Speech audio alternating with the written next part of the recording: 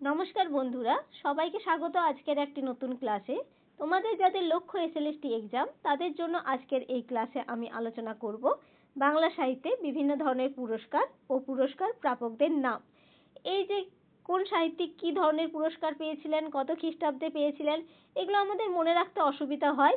তাই তোমাদের যাতে কোনো রকম সমস্যার সম্মুখীন না হতে হয়, তাই এই পুরস্কার প্রাপ্তির সমগ্র একটা তালিকা আমি তোমাদের জন্য তৈরি করেছি। আশা করছি তোমাদের ক্লাসটা ভালো লাগবে। চলো তাহলে আজকের ক্লাসটি শুরু করা যাক। প্রথমে আলোচনা করব তারাশঙ্কর বন্দ্যোপাধ্যায়। তারাশঙ্কর বন্দ্যোপাধ্যায় কী কী পুরস্কার পেয়েছিল দেখে নাও। এক হচ্ছে রবীন্দ্র পুরস্কার 1955 খ্রিস্টাব্দে আরোগ্য নিকেতন উপন্যাসের জন্য, সাহিত্য আকাদেমি পুরস্কার 1956 খ্রিস্টাব্দে আরোগ্য নিকেতন উপন্যাসের জন্য। আরোগ্য নিকেতন উপন্যাসের জন্য কিন্তু দুটো পুরস্কার পেয়েছিলেন। কি কি? রবীন্দ্র পুরস্কার ও সাহিত্য আকাদেমি পুরস্কার, কিন্তু দুটো সাল দেখো আলাদা। আরোগ্য নিকেতনের প্রকাশকাল 1953 খ্রিস্টাব্দ, তার জন্য রবীন্দ্র পুরস্কার পেয়েছিলেন 1955 এবং সাহিত্য আকাদেমি 1956। আর জ্ঞানপীঠ পুরস্কার পেয়েছিলেন 1966 খ্রিস্টাব্দে গণদেবতা উপন্যাসের জন্য। গণদেবতা উপন্যাসের প্রকাশকাল 1942 খ্রিস্টাব্দ। এরপরে দেখো বিভূতিভূষণ বন্দ্যোপাধ্যায়। বিভূতিভূষণ বন্দ্যোপাধ্যায় রবীন্দ্র পুরস্কার পেয়েছিলেন 1951 খ্রিস্টাব্দে ইছামতি উপন্যাসের জন্য। এই ইছামতি উপন্যাসের প্রকাশকাল 1950 খ্রিস্টাব্দ। আশাপূর্ণা দেবী। আশাপূর্ণা দেবী রবীন্দ্র পুরস্কার পেয়েছিলেন 1966 খ্রিস্টাব্দে প্রথম প্রতিশ্রুতি উপন্যাসের জন্য, এবং জ্ঞানপীঠ পুরস্কারও পেয়েছিলেন প্রথম প্রতিশ্রুতি উপন্যাসের জন্য, এবং সেটা 1976 খ্রিস্টাব্দে। এই প্রথম প্রতিশ্রুতি উপন্যাসের প্রকাশকাল 1964 খ্রিস্টাব্দ এবং পদ্মশ্রী পেয়েছিলেন 1976 খ্রিস্টাব্দে। মহাশ্বেতা দেবী। মহাশ্বেতা দেবী সাহিত্য আকাদেমি পুরস্কার পেয়েছিলেন 1979 খ্রিস্টাব্দে অরণ্যের অধিকার উপন্যাসের জন্য। এই অরণ্যের অধিকার উপন্যাসের প্রকাশকাল 1977 খ্রিস্টাব্দ। জ্ঞানপীঠ পুরস্কার পেয়েছিলেন 1996 খ্রিস্টাব্দে হাজার চুরাশির মা উপন্যাসের জন্য। হাজার চুরাশির মা উপন্যাসের প্রকাশকাল 1974 খ্রিস্টাব্দ। লীলা মজুমদার। লীলা মজুমদার রবীন্দ্র পুরস্কার পেয়েছিলেন 1969 খ্রিস্টাব্দে আর কোনখানে নামক স্মৃতিচারণমূলক গ্রন্থের জন্য। এই আর কোনখানের প্রকাশকাল হচ্ছে 1968 খ্রিস্টাব্দ। আর সঙ্গীত নাটক একাডেমি পুরস্কার পেয়েছিলেন 1963 খ্রিস্টাব্দে বকবধপালা নাটকের জন্য। এই বকবধপালা নাটকের প্রকাশকাল 1959 খ্রিস্টাব্দ। সতীনাথ ভাদুড়ী।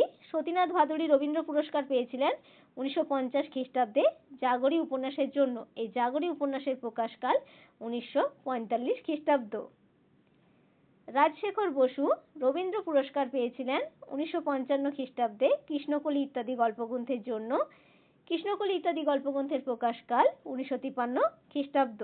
সাহিত্য আকাদেমি পেয়েছিলেন 1958 খ্রিস্টাব্দে আনন্দীবাই ইত্যাদি গল্পগ্রন্থের জন্য। আনন্দীবাই ইত্যাদি গল্পগ্রন্থের প্রকাশকাল 1957 খ্রিস্টাব্দ। সমরেশ বসু। সমরেশ বসু আনন্দ পুরস্কার পেয়েছিলেন 1959 খ্রিস্টাব্দে শ্রীমতী কাফে উপন্যাসের জন্য। শ্রীমতী কাফে উপন্যাসের প্রকাশকাল 1953 খ্রিস্টাব্দ। সাহিত্য আকাদেমি পুরস্কার পেয়েছিলেন 1990 খ্রিস্টাব্দে সাম্য উপন্যাসের জন্য। এই সাম্য উপন্যাসের প্রকাশকাল 1951 খ্রিস্টাব্দ। বিষ্ণুদে সাহিত্য আকাদেমি পুরস্কার পেয়েছিলেন স্মৃতিসত্তা ভবিষ্যতের জন্য 1965 খ্রিস্টাব্দে, এবং জ্ঞানপীঠ পুরস্কারও পেয়েছিলেন স্মৃতিসত্তা ভবিষ্যতের জন্য, কিন্তু সেটা সাল হচ্ছে 1971 খ্রিস্টাব্দ। এই স্মৃতিসত্তা ভবিষ্যৎ কাব্যগ্রন্থের প্রকাশকাল 1963 খ্রিস্টাব্দ। এরপরে দেখো, এরপরে আছে সুভাষ মুখোপাধ্যায়। সুভাষ মুখোপাধ্যায় সাহিত্য আকাদেমি পুরস্কার পেয়েছিলেন 1964 খ্রিস্টাব্দে যত দূরে যায় কাব্যগ্রন্থের জন্য। এই যত দূরে যায় কাব্যগ্রন্থের প্রকাশকাল 1962 খ্রিস্টাব্দ।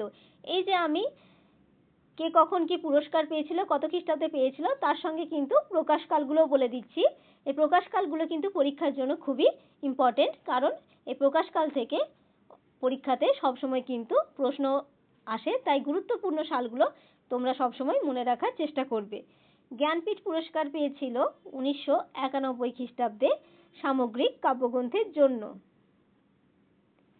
শক্তি চট্টোপাধ্যায় সাহিত্য আকাদেমি পুরস্কার পেয়েছিলেন 1983 খ্রিস্টাব্দে যেতে পারি কিন্তু কেন যাব কাব্যগ্রন্থের জন্য। এই যেতে পারি কিন্তু কেন যাব কাব্যগ্রন্থের প্রকাশকাল 1982 খ্রিস্টাব্দ। রবীন্দ্র পুরস্কার পেয়েছিলেন 1995 খ্রিস্টাব্দে ছবি আঁকে ছিঁড়ে ফেলে কাব্যগ্রন্থের জন্য। এই ছবি আঁকে ছিঁড়ে ফেলে কাব্যগ্রন্থের প্রকাশকাল 1991 খ্রিস্টাব্দ। আনন্দ পুরস্কার পেয়েছিলেন 1975 খ্রিস্টাব্দে। জীবনানন্দ দাশ রবীন্দ্র স্মৃতি পুরস্কার পেয়েছিলেন 1952 খ্রিস্টাব্দে বনলতা সেন কাব্যগ্রন্থের জন্য। এই বনলতা সেন কাব্যগ্রন্থের প্রকাশকাল 1942 খ্রিস্টাব্দ। আর সাহিত্য আকাদেমি পুরস্কার পেয়েছিলেন 1955 খ্রিস্টাব্দে শ্রেষ্ঠ কবিতা কাব্যগ্রন্থের জন্য। এই শ্রেষ্ঠ কবিতা কাব্যগ্রন্থের প্রকাশকাল 1954 খ্রিস্টাব্দ। প্রেমেন্দ্র মিত্র সাহিত্য আকাদেমি পুরস্কার পেয়েছিলেন 1957 খ্রিস্টাব্দে সাগর থেকে ফেরা কাব্যগ্রন্থের জন্য এবং রবীন্দ্র পুরস্কারও পেয়েছিলেন এই সাগর থেকে ফেরা কাব্যগ্রন্থের জন্য, সেটা হচ্ছে 1958 খ্রিস্টাব্দে। আর এই সাগর থেকে ফেরা কাব্যগ্রন্থের প্রকাশকাল 1956 খ্রিস্টাব্দ।